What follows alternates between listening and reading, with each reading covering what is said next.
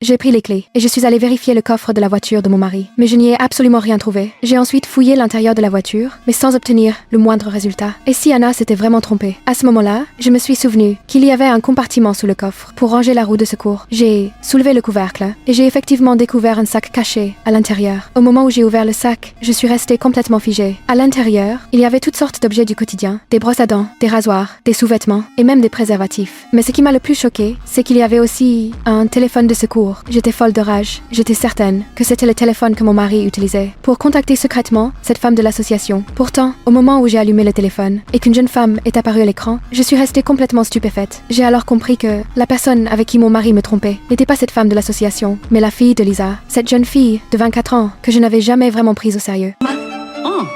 친구들 많이 왔어? 자, 선생님, 내 딸 다경이.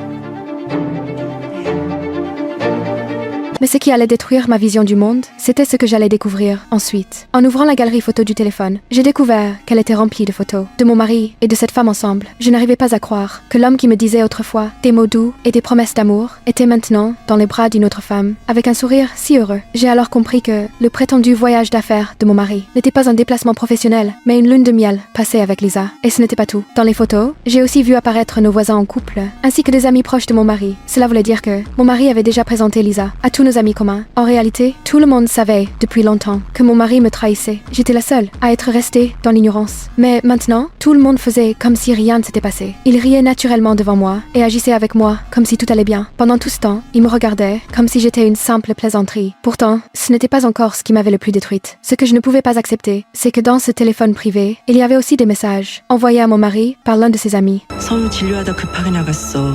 아무래도 너한테 가는 것 같아. 조심해.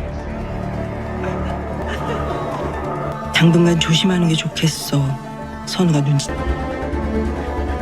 휴대폰 관리 잘해라. 남들 눈에 띄지. C'était justement pour cette raison que mon mari était allé à la maison de retraite ce jour-là. Voilà pourquoi il n'avait pas été surpris de me voir là. Bah, quelqu'un l'avait déjà prévenu et cette personne, c'était mon amie la plus proche. Cette même amie qui autrefois me conseillait de bien dormir et de prendre soin de ma santé. J'ai eu l'impression d'être frappée par la foudre. Pendant tout ce temps, les personnes les plus proches de moi m'avaient toutes trahi. J'avais vécu pendant si longtemps dans un monde construit uniquement sur des mensonges. Tout ce que je croyais être beau et sincère n'était finalement qu'une immense plaisanterie.